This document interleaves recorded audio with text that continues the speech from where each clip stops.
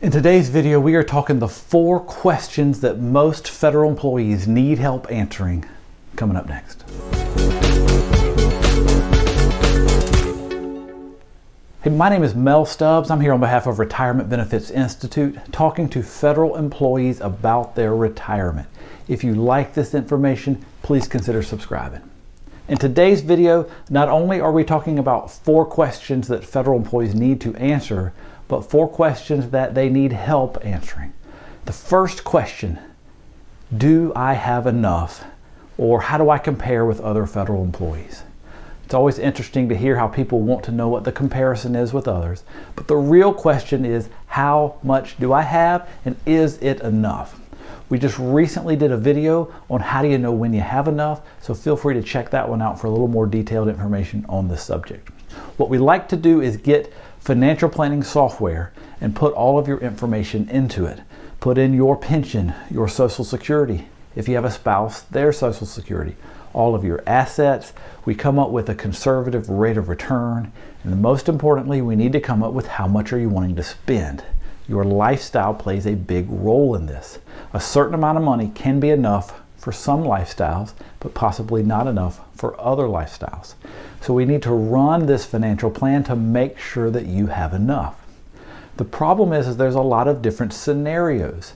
It's not just going to be, do you and your spouse live to age 95 and do you have enough? What happens if the federal employee dies early? Will the remaining spouse have enough to make it till they're 95? What if the stock market gives you 2008-like returns 3 times during your retirement? If the stock market does poorly, will you still have enough? What if you have a long-term care event and you need to take extra money out for several years? Do you have enough? Looking at all these scenarios is what you need to do to make sure you have enough in all scenarios. If there is a scenario where you don't have enough, then you don't have enough. And so getting help with figuring this out is very important, and most federal employees can't do it all on their own.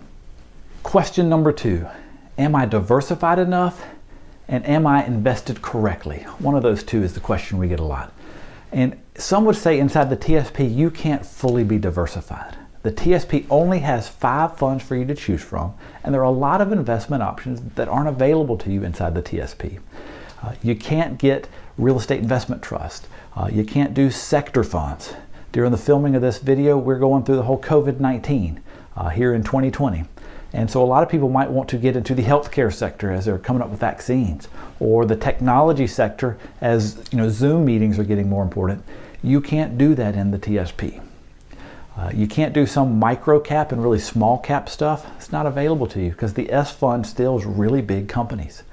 There's a lot of international and emerging markets that you can't get into in the TSP because the I fund is mainly Europe. So there's a lot of investment choices that you just don't have access to. So some would say you can't be fully diversified. But not only diversified based on your investment choice, but how about the tax status of your money?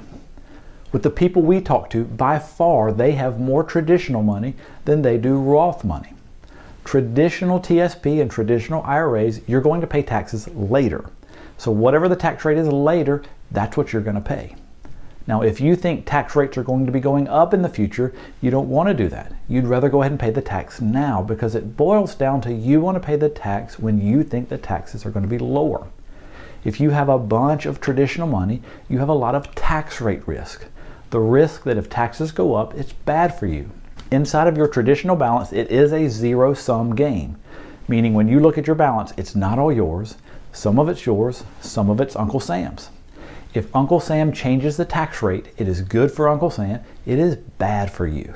So for a lot of people, you're going to want to diversify and have some money in Roth. Now, is there an instance where somebody shouldn't have any Roth? There probably is. But by and large, for most people, you're going to want to have some Roth. If you look at a tax bracket, there's the 10% starts at the bottom and it goes up from there. Now, under Trump several years ago, all the tax rates got lower except for the bottom 10%. But above that, every one of them got lower. So right now, taxes are lower than they used to be 4 or 5 years ago. So now might be the time to go ahead and pay some taxes. Well, how do you know what's worth it and what's not worth it? Now this is just educational generic advice, so you do want to talk to somebody specifically about your information, but for the most part, people are willing to pay taxes now up until the 22% bracket and then sometimes the 24% bracket. But when you go above the 24% bracket, it goes all the way up to 32%. Now for a lot of people, that's just a price too high to pay. So what you can do, if you have traditional money, you can Roth convert, where you take the money, some of it, and you move it to Roth and you pay the tax now. What we found is that many people don't mind paying the tax up to the 24% rate. Above that is too rich for them and they don't want to do it. So maybe you can look at your situation and see what tax bracket are you in, and if you deem that rate to be on sale, you might want to Roth convert. Now check out another video we did about how the TSP does not let you Roth convert. So if you want to do some of this tax diversification, you can't do it inside the TSP. All you can do is contribute your next paycheck, a portion of that paycheck, to Roth, but you can't do anything about the balance. And the problem is the traditional balance is so big, that's where the tax rate risk is. So if you want to make sure you're diversified good enough, make sure you're diversified as far as tax status goes, you're going to need to move your money out of the TSP and into an IRA where you have all types of investment choices and you can do this tax planning. One scenario we need to go back to question 1 to figure out is, what if taxes go up a lot?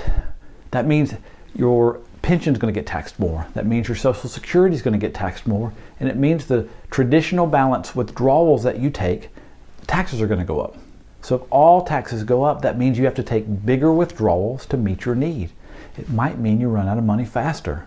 So one of the scenarios that you need to look at to make sure that you have enough is, let's plan on taxes going up. How does your investments and how does your plan hold up to higher taxes? You need to know that. Question number 3, which survivor benefit option should you take? For FERS employees, you have 3 options. You can leave nothing, you can leave half your check, you can leave a quarter of your check. For CSRS employees, you can leave nothing, you can leave up to 55% of your check, so a little bit more, or you can actually leave any portion in between. So there's a little more flexibility for CSRS retirees. So let's just look at FERS, since that's the vast majority of people. If you leave the 0 amount, you're not going to be leaving any money at your death, but you're also not going to be able to allow them to keep the health care after you die. So for a lot of people, the 0% option isn't available. That only works if your spouse has health care on their own, as if they're a federal employee too. You could leave the 0% then. So then it comes down, do you leave half the check or a quarter of the check? Well, this is where you might want to talk to somebody about life insurance. If you leave a quarter survivor benefit, and you look at what that costs, and then what does the 50% cost? That difference in cost, you could take that and go get life insurance. There are several scenarios where life insurance works out better. For instance, the survivor benefit, the cost of it goes up every year that you get a cost of living. That kind of stinks. If you set up your life insurance correctly, the price never changes. Well, that's better. Survivor benefit, your spouse usually is the only beneficiary and you can't change beneficiaries. So if your spouse dies first, that means you've wasted all the money that you put into it and you can't switch it to anybody else. Well, with life insurance, you can either change beneficiaries to somebody else, or you could cancel the policy and get a good chunk of money back in your cash value. You've got some options. Now the way it should be set up is an apples to apples comparison, so that if you die, it doesn't matter if your spouse gets the survivor benefit or the life insurance, it will be the same to them. The big difference is how it is for the federal employee if the spouse dies first. Life insurance gives you a few extra options. So for a lot of people, you need to work with somebody to go over this information to see which one's best for you. Now the 4th question is, when do you turn on Social Security? As many of you know, you get the full amount of Social Security if you wait until your full retirement age, somewhere around 66 to 67. If you choose to take it early, you will get less money, but you'll get it for longer. If you choose to wait past your full retirement age, you'll get more, but you have to wait to get it. So when is right for you? The joke that we always tell is, if you could tell us exactly when you're going to die, we can tell you which option is best for you, because it kind of depends. There's break-even points depending on how long you live. But how it works out for most people is, you're going to be living off your pension, you're living off of Social Security, and you're taking withdrawals from your assets. If you choose to hold off on Social Security, it means you have to take larger withdrawals from your assets. Some people want to do that, some people don't. There's financial planning software that we can input this information in to get more exact numbers on which may be better for you. And maybe this is why people need help answering this question. With all 4 of these questions, you may want to get help and talk with somebody that understands your benefits. At Retirement Benefits Institute, they understand your federal benefits, they understand the good parts of them, and you want to take advantage of all the good parts. But there are some shortcomings that you can substitute in other things. Being fully diversified is not as good in the TSP, and you can substitute in an IRA for that. Being able to Roth convert in an IRA to save on taxes is something you can't do in the TSP. That's better. Maybe you substitute that in. The life insurance instead of the full survivor benefit, that might be better for your situation. You might want to substitute that in. Talk with someone that understands your benefits, understands all these good planning strategies so that you can have the most successful retirement that you can. Reach out to Retirement Benefits Institute at their website, retireinstitute.com. They have a report that you can get that will show you your bring home pay. It will show you your estimated TSP balance at retirement. It shows you a lot of good information that you need, and you can talk to them more about these 4 questions. So until next time, my name is Mel Stubbs.